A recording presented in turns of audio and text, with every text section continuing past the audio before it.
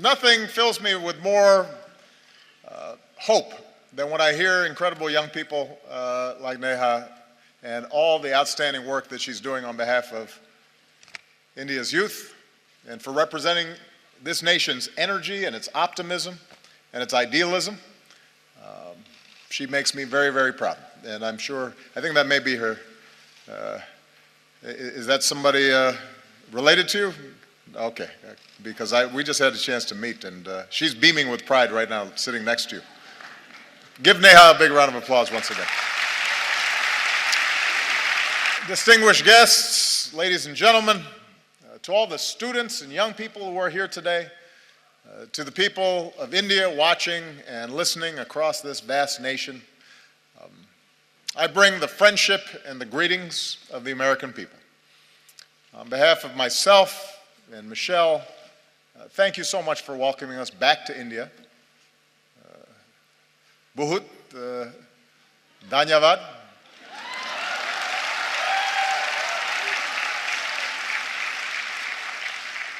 It has been a great honor to be the first American president to join you for Republic Day. With the tricolor waving above us, we celebrated the strength of your Constitution. We paid tribute to India's fallen heroes. In yesterday's parade, we saw the pride and the diversity of this nation, including the daredevils on their Royal Enfields, which was very impressive.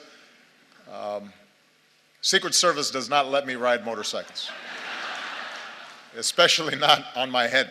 I realize that the sight of an American president as your chief guest on Republic Day would once have seemed unimaginable, but my visit reflects the possibilities of a new moment.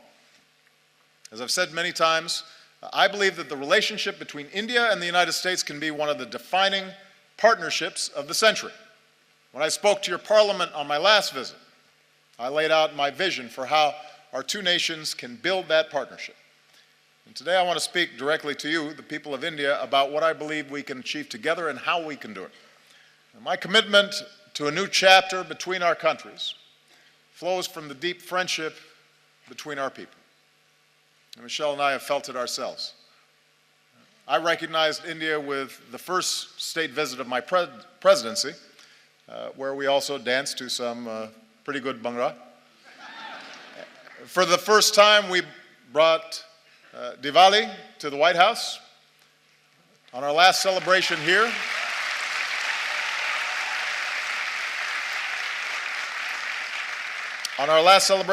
we celebrated the Festival of Lights in Mumbai. We danced with some children.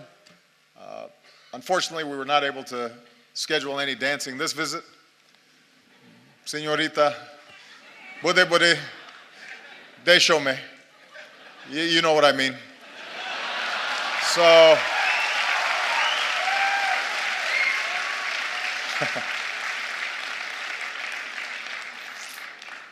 everybody said, by the way, how much better a dancer Michelle was than me, which hurt my feelings a little bit. On a more personal level, India represents an intersection of two men who've always inspired me. When Reverend Dr. Martin Luther King Jr. was protesting racial segregation in the United States, he said that his guiding light was Mahatma Gandhi. When Dr. King came to India, he said that being here in Gandhi's land reaffirmed his conviction that in the struggle for justice and human dignity, the most potent weapon of all is nonviolent resistance. And those two great souls are why we can gather here today, Indians and Americans, equal and free. And there's another link that binds us. More than 100 years ago, America welcomed a son of India, Swami Vivekananda. And Swami Vivekananda helped bring Hinduism and yoga to our country. And he came to my hometown of Chicago. And there, at a great gathering of religious leaders, he spoke of his faith and the divinity in every soul and the purity of love. And he began his speech with a simple greeting. Sisters and brothers of America, So today, let me say, sisters and brothers of India,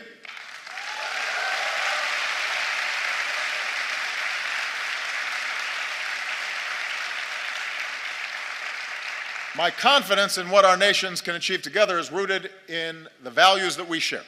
For we may have our different histories and speak different languages, but when we look at each other, we see a reflection of ourselves. Having thrown off colonialism, we created constitutions that began with the three same words: we the people. As societies that celebrate knowledge and innovation, we transformed ourselves into high-tech hubs of the global economy. Together, we unlock new discoveries, from the particles of creation to outer space. And we are among the few nations to have gone to both the moon and to Mars.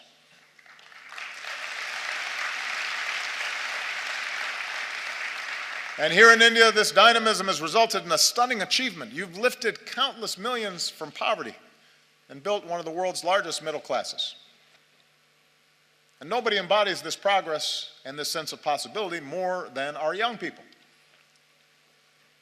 Empowered by technology, you are connecting and collaborating like never before on Facebook and WhatsApp and Twitter.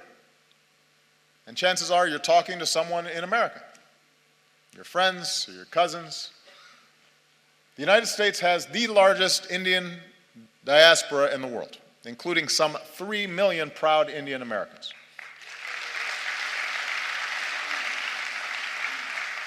And they make America stronger, and they tie us together. Bonds of family and friendship that allow us to share in each other's success. So for all these reasons, India and the United States are not just natural partners. I believe America can be India's best partner. I believe that.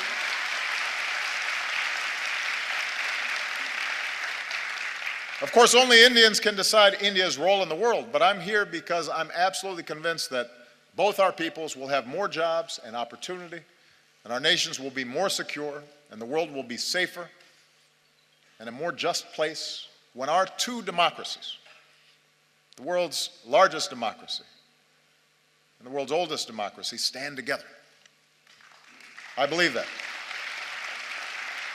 So here in New Delhi, Prime Minister Modi and I have begun this work anew, and here's what I think we can do together. America wants to be your partner as you lift up the lives of the Indian people and provide greater opportunity. So working together, we're giving farmers new techniques and data, from our satellites to their cell phones, to increase yields and boost incomes. We're joining you in your effort to empower every Indian with a bank account. And with the breakthroughs we achieved on this visit, we can finally move toward fully implementing our civil nuclear agreement, which will mean more reliable electricity for Indians and cleaner non-carbon energy that helps fight climate change.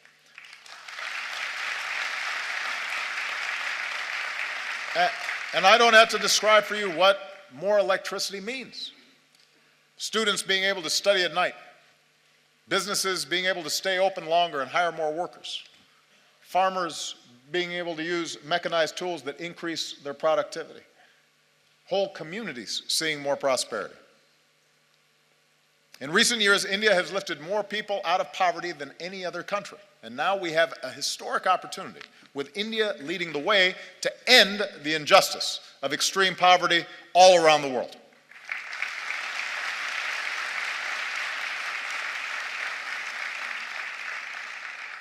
America wants to be your partner as you protect the health of your people and the beauty of this land, from the backwaters of Kerala to the banks of Ganga. As we deliver more energy, more electricity, let's do it with clean, renewable energy like solar and wind. And let's put cleaner vehicles on the road and more filtration systems on farms and villages. Because every child should be able to drink clean water, and every child should be able to breathe clean air. We need our young people healthy for their futures, and we can do it. We have the technology to do it. America wants to be your partner in igniting the next wave of Indian growth. As India pursues more trade and investment, we want to be first in line. We're ready to join you in building new infrastructure, the roads and the airports, the ports, the bullet trains to propel India into the future. We're ready to help design smart cities that serve citizens better, and we want to develop more advanced technologies with India as we do with our closest allies. We believe we can be even closer partners in ensuring our mutual security. Now, both our nations have known the anguish of terrorism, and we stand united in the defense of our people. And now we're deepening our defense cooperation against new challenges. The United States welcomes a greater role for India in the Asia-Pacific, where the freedom of navigation must be upheld and disputes must be resolved peacefully. Even as we acknowledge the world as it is, we must never stop working for the world as it should be, a world without nuclear weapons. That should be a goal for all of us.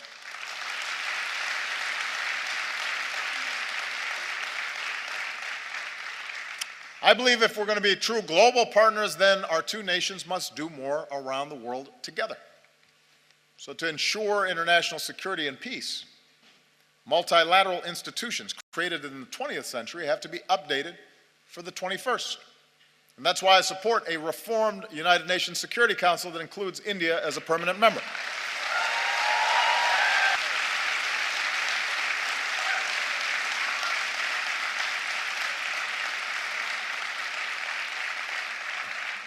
Of course, as I've said before, with power comes responsibility. In this region, India can play a positive role in helping countries forge a better future. From Burma to Sri Lanka, where today there's new hope for democracy. With your experience in elections, you can help other countries with theirs. With your expertise in science and medicine, India can do more around the world to fight disease and develop new vaccines, and help us end the moral outrage of even a single child dying from a preventable disease. Together, we can stand up against human trafficking and work to end the scourge of modern-day slavery.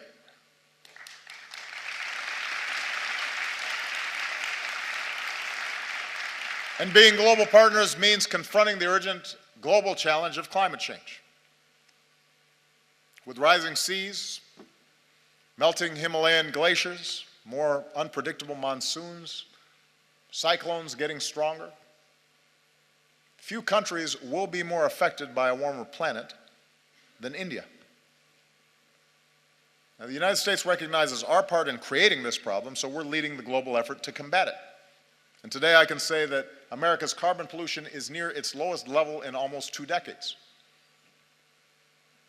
I know the argument made by some that it's unfair for countries like the United States to ask developing nations and emerging economies like India to reduce your dependence on the same fossil fuels that help power our growth for more than a century.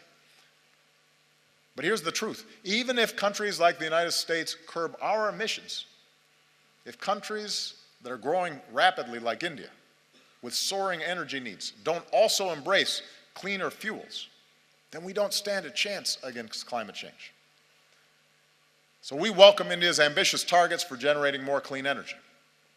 We'll continue to help India deal with the impacts of climate change, because you shouldn't have to bear that burden alone. And as we keep working for a strong global agreement on climate change, it's young people like you who have to speak up so we can protect this planet for your generation. I'll be gone when the worst effects happen.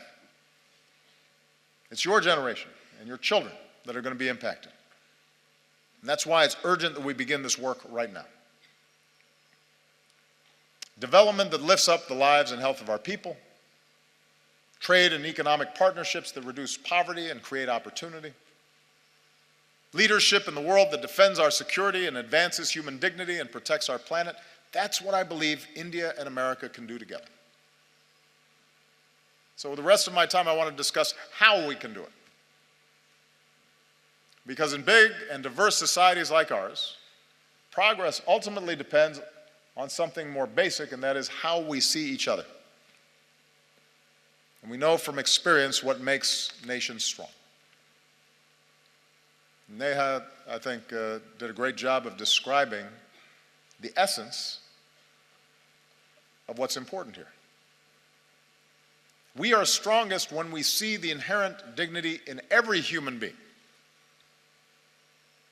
Look at our countries, the incredible diversity, even here in this hall. India is defined by countless languages and dialects in every color and caste and creed, gender and orientations. And likewise in America, we're black and white and Latino and Asian and Indian American and Native American.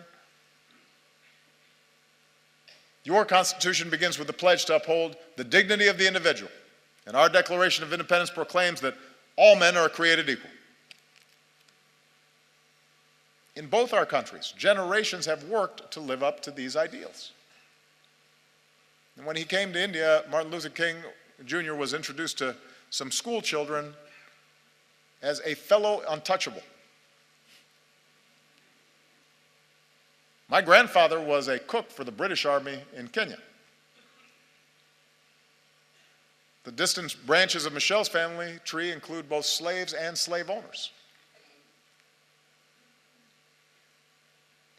When we were born, people who looked like us still couldn't vote in some parts of the country. Even as America has blessed us with extraordinary opportunities, there were moments in my life where I've been treated differently because of the color of my skin. Many countries, including the United States, grapple with questions of identity and inequality and how we treat each other, people who are different than us, how we deal with diversity of beliefs and of faiths. And right now, in crowded neighborhoods not far from here, a man is driving an auto rickshaw or washing somebody else's clothes or doing the hard work no one else will do. And a woman is cleaning somebody else's house. And a young man is on a bicycle delivering lunch. A little girl is hauling a heavy bucket of water. And I believe their dreams, their hopes, are just as important, just as beautiful, just as worthy as ours.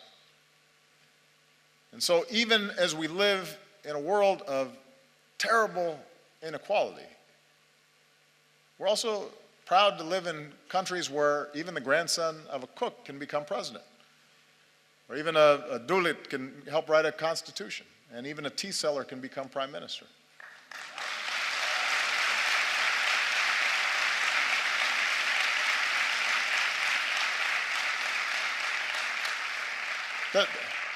The point is that the aim of our work must be not to just have a few do well, but to have everybody have a chance. Everybody who's willing to work for it have the ability to dream big and then reach those dreams. Our nations are strongest when we uphold the equality of all our people, and that includes our women. Now, you may have noticed I am married to a very strong and talented woman. Michelle is not afraid to speak her mind or tell me when I'm wrong, which happens frequently. And we have two beautiful daughters, so I'm surrounded by smart, strong women. And in raising our girls, we've tried to instill in them basic values. A sense of compassion for others and respect for themselves and the confidence that they can go as far as their imaginations and abilities will carry them. As part of Michelle's work as First Lady, she's met with women and girls around the world, including here in India, to let them know that America believes in them too. In the United States, we're still working to make sure that women and girls have all the opportunities they deserve and that they're treated equally. And we have some great role models, including here today, the former Speaker of our House of Representatives, Nancy Pelosi, who was the first woman Speaker of the House and my great partner.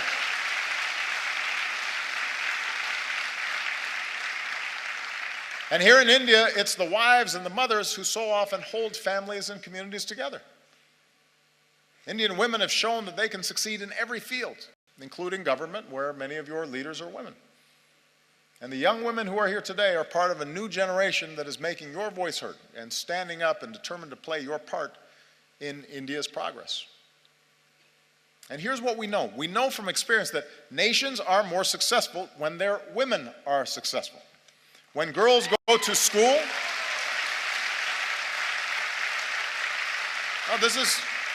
This is one of the most direct measures of whether a nation is going to develop effectively is how it treats its women. When a girl goes to school, it doesn't just open up her young mind, it benefits all of us because maybe someday she'll start her own business or invent a new technology or cure a disease.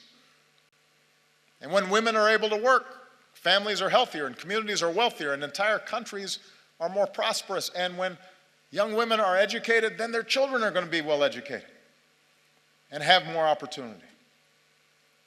So if nations really want to succeed in today's global economy, they can't simply ignore the talents of half their people. And as husbands and fathers and brothers, we have to step up because every girl's life matters. Every daughter deserves the same chance as our sons. Every woman should be able to go about her day, to walk the streets or ride the bus and be safe and be treated with respect and dignity.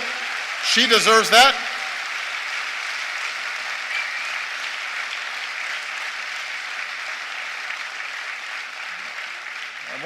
One of the favorite things about this trip for me has been to see all these incredible Indian women in the armed forces, including the person who commanded the guard that greeted me when I arrived.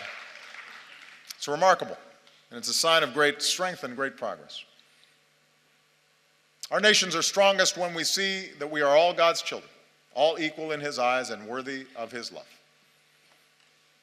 Across our two great countries, we have Hindus and Muslims, Christians and Sikhs and Jews and Buddhists and Jains and so many faiths. And we remember the wisdom of Gandhiji, who said, "For me, the different religions are beautiful flowers from the same garden, or they are branches of the same majestic tree." Branches of the same majestic tree. Our freedom of religion is written into our founding documents. It's part of America's very first amendment. Your Article 25 says that all people are equally entitled to freedom of conscience and the right freely to profess, practice, and propagate religion. In both our countries, in all countries, upholding this fundamental freedom is the responsibility of government, but it's also the responsibility of every person.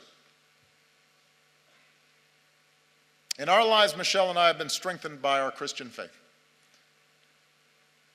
But there have been times where my faith's been questioned by people who don't know me, or they've said I adhere to a different religion, as if that were somehow a bad thing. Around the world, we've seen intolerance and violence and terror perpetrated by those who profess to be standing up for their faith, but in fact are betraying it. No society is immune from the darkest impulses of man, and too often religion has been used to tap into those darker impulses as opposed to the light of God. 3 years ago in our state of Wisconsin, back in the United States, a man went into a Sikh temple and in a terrible act of violence killed 6 innocent people, Americans and Indians. And in that moment of shared grief, our two countries reaffirmed a basic truth, as we must again today, that every person has the right to practice their faith how they choose, or to practice no faith at all, and to do so free of persecution and fear and discrimination.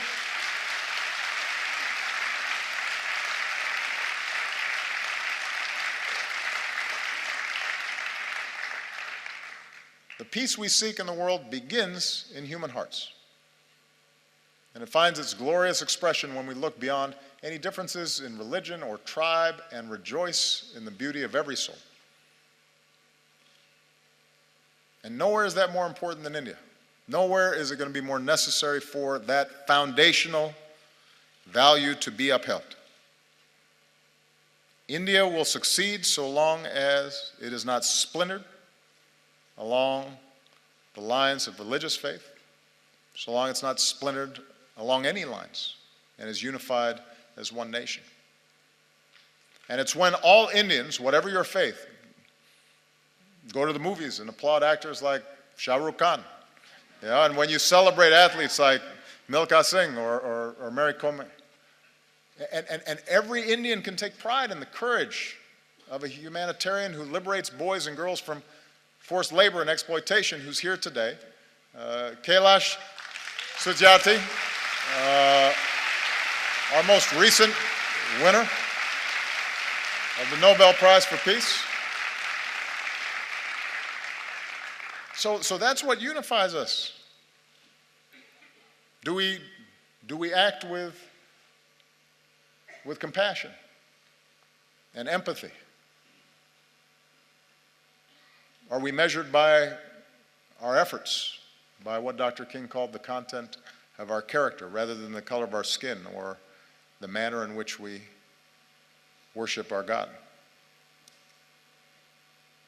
In both our countries, in India and in America, our diversity is our strength, and we have to guard against any efforts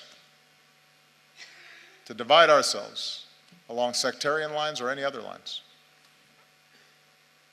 And if we do that well, if America shows itself as an example of its diversity and yet the capacity to live together and work together in common effort, in common purpose, if India, as massive as it is, with so much diversity, so many differences, is able to continually affirm its democracy, that is an example for every other country on earth. That's what makes us world leaders. Not just the size of our economy or the number of weapons we have, but our ability to show the way in how we work together and how much respect we show each other. And finally, our nations are strongest when we empower our young people. Because ultimately, you're the one who has to break down these old stereotypes and these old barriers, these old ways of thinking. You know, prejudices and stereotypes and assumptions, those are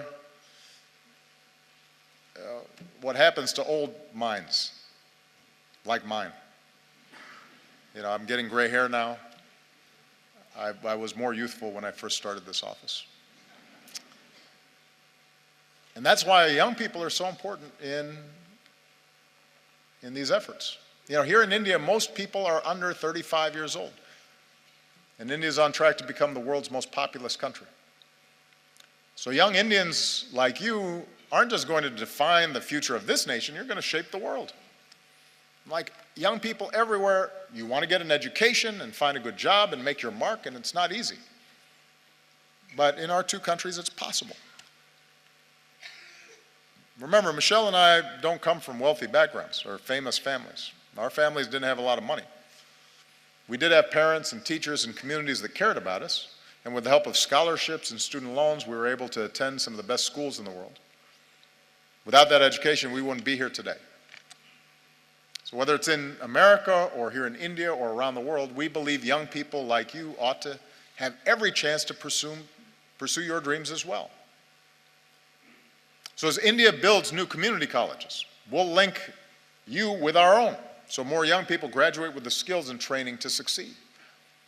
We'll increase collaborations between our colleges and universities and help create the next Indian Institute of Technology. And we'll encourage young entrepreneurs who want to start a business. And we'll increase exchanges because I want more American students coming to India and more Indian students coming to America.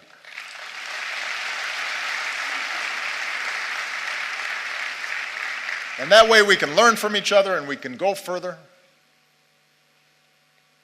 Because one other thing we have in common, Indians and Americans are some of the hardest working people on earth. And I've seen that, Michelle and I have seen that in a family here in India. I just want to tell you a quick story. On our last visit here, we visited Humayun's tomb. And while we were there, we met some of the laborers who are the backbone of this nation's progress. We met their children and their families as well.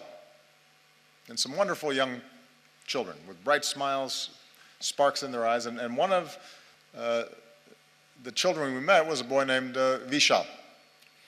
And today Vishal is 16 years old, and he and his family live in South Delhi in the village of Murbun. This is Vishal. And His mother works hard in their modest home, and his sister is now in university. She wants to become a teacher. His brother is a construction worker earning his daily wage. And his father works as a stone layer farther away, but sends home what little he makes so Vishal can go to school. And Vishal loves math, and mostly he studies. And when he's not studying, he likes watching Kubudi. And he dreams of someday joining the Indian Armed Forces. And we're grateful that Vishal and his family joined us today. We're very proud of him because he's an example of the talent that's here. And Vishal's dreams are as important as Malia and Sasha's dreams, our daughters. And we want him to have the same opportunities. Sisters and brothers of India. Now, we are not perfect countries, and we've known tragedy and we've known triumph. We're home to glittering skyscrapers, but also terrible poverty, and new wealth, but also rising inequality. We have many challenges in front of us. But the reason I stand here today, and I'm so optimistic about our future together, is that despite our imperfections, our two nations possess the keys to progress in the century ahead. We vote in free elections. We work and we build and we innovate. We lift up the least among us. We reach for heights previous generations could not even imagine. We respect human rights and human dignity, and it is recorded in our constitutions. And we keep striving to live up to those ideals put to paper all those years ago. And we do these things because they make our lives better and safer and more prosperous, but we also do them because our moral imaginations extend beyond the limits of our own lives. And we believe that the circumstances of our birth need not dictate the arc of our lives. We believe in the father working far from home, sending money back so his family might have a better life. We believe in the mother who goes without so that her children might have something more. We believe in the laborer earning his daily wage and the student pursuing her degree. And we believe in a young boy who knows that if he just keeps studying, if he's just given the chance, his hopes might be realized too. We are all beautiful flowers from the same garden, branches of the same majestic tree. And I'm the first American president to come to your country twice, but I predict I will not be the last, because as Americans, we believe in the promise of India. We believe in the people of India. We are proud to be your friend. We are proud to be your partner as you build the country of your dreams. Jai Hind. Thank you. We are thrilled to be back in India. Mera pyar bara namaskar. Mr. Prime Minister,